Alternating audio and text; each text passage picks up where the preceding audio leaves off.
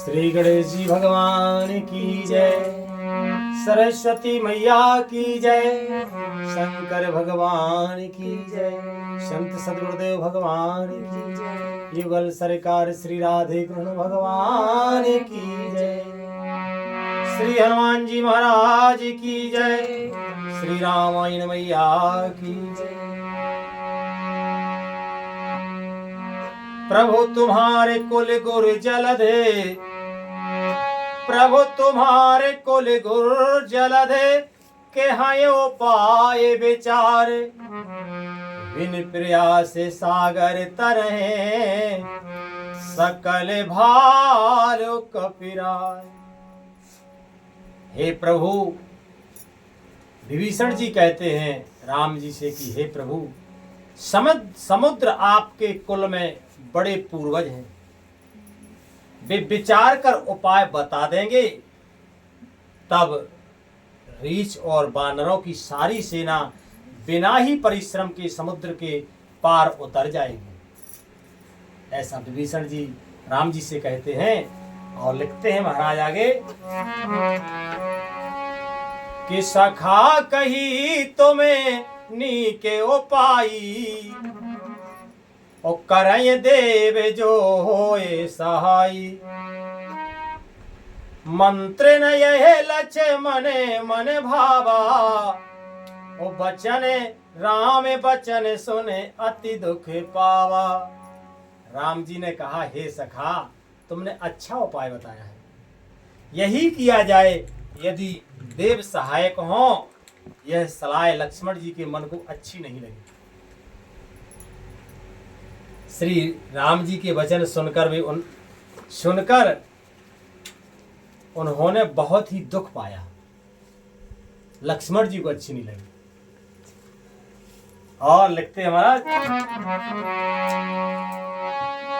कि नाथ देव कर कवन भरोसा, ओ सोशिय सिंधु करय मन रोसा, कादर मन कहूँ एक आधारा, देव देव आलसी पुकारा। लक्ष्मण जी ने कहा, हे नाथ, देव का कौन भरोसा, मन में क्रोध कीजिए और समुद्र को सुखा डालिए। यह देव तो कायर के मन का एक आधार यानी तसल्ली देने का उपाय है। आलसी लोग ही देव देव पुकारा करते हैं, कर्म करने वाले तो सीधा। ये लक्ष्मण जी के विचार है। और लिखते हैं महाराज कि सुनते बेहसे बोले रघुवीरा, और ऐसा ही करो धरो मनुधीरा, असे कहे प्रभु अनुजय समुझाए, सिंधु समीप गए रघुराई, प्रथम प्रणाम कीन सिरोनाई, और बैठे पुन तट दर्भ दसाई, जब विभीषण प्रभु पहे आए, पाछे रावण दूत पठाए। यह सुनकर श्री रघुवीर हंसकर बोले, हे कि ऐसे ही करेंगे, मन में धीरज रखो। ऐसा कहकर छोटे भाई को समझाकर प्रभु श्री रघुवीर जी समुद्र के समीप गए और उन्होंने पहले सिर नवाया, प्रणाम किया, फिर किनारे पर कुश बिछाकर बैठ गए। इधर ज्यों ही विभीषण जी प्रभु के पास आए थे, त्यों ही रावण ने उनके पीछे दूत भेज दिए कि देखते हैं विभीषण जी कहाँ गए, क्या करते हैं। और कि सकल चरित तिन देखे, धरे कपटे कपि देह, प्रभु गुण हृदय सराहि, शरणागत परने। कपट से वानर का शरीर धारण कर उन्होंने सब लीलाएं देखी। वे अपने हृदय में प्रभु के गुणों की और शरणागत पर उनके स्नेह की सराहना करने लगे कि प्रगटे बखान है,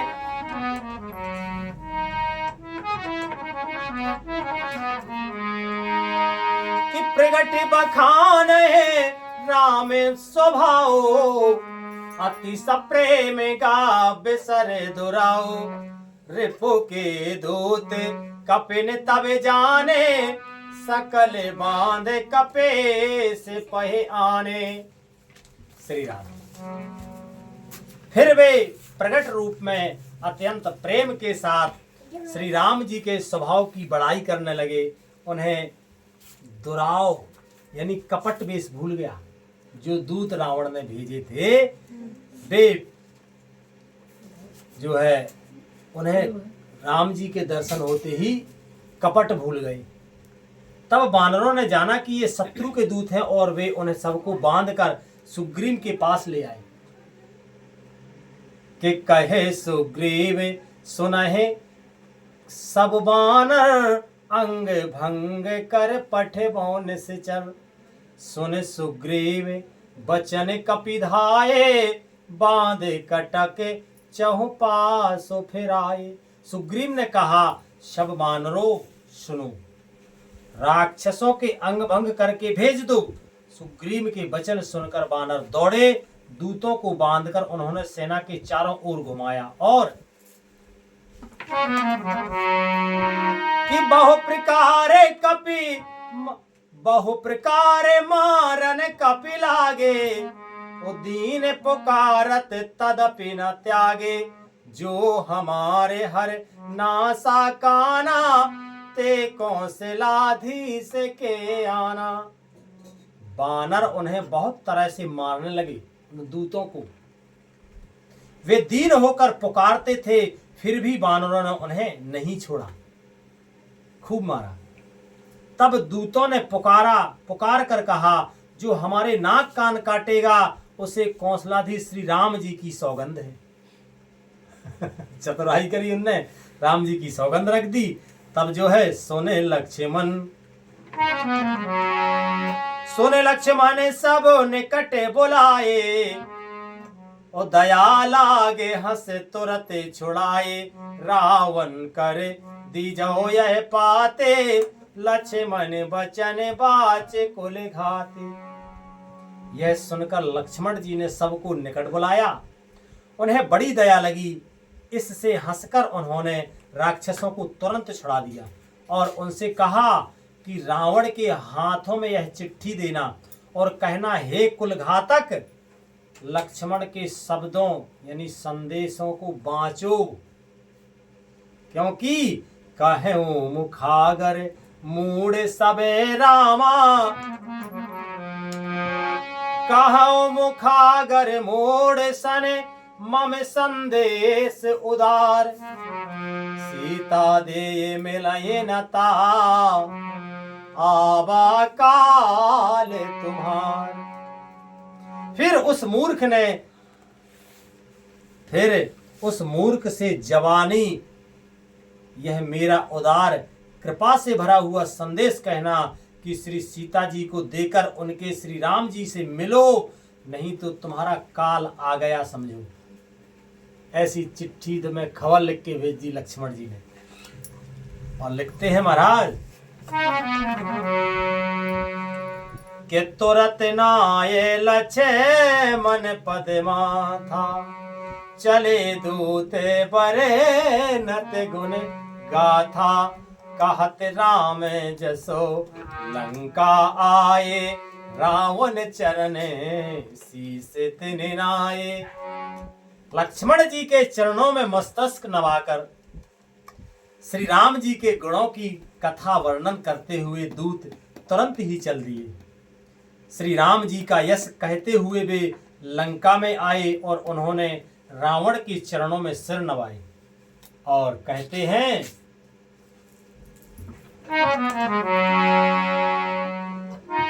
कि बिहसी दसानन पूछे बाता, वो कहसी न सुख आपन कुशलाता।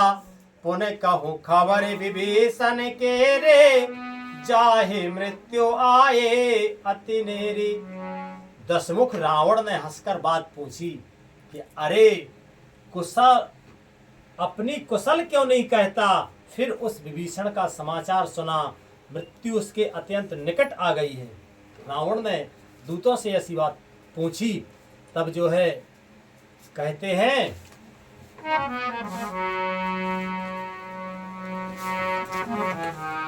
कि करत राज लंका सठ त्यागे, होए जब कर कीटे अभागे, उन्हें कहो भाल की से कटकाए, कठिन काल प्रेरित चले आए। मूर्ख ने राज्य करते हुए लंका को त्याग दिया, अभागा अब जौ का कीड़ा घुन बनेगा। जौ के साथ जैसे घुन भी पिस जाता है, वैसे ही नर वानरों के साथ वह भी मारा जाएगा। विभीषण के लिए ऐसे रावण कहते हैं। फिर भालू और वानरों की सेना का हाल का है, जो कठिन काल की प्रेरणा से यहाँ चली आई है। रावण समझता है कि काल उनके सर पर मर रहा है, इसलिए जो है सेना इधर आ रही मरने के लिए। और लिखते हैं महाराज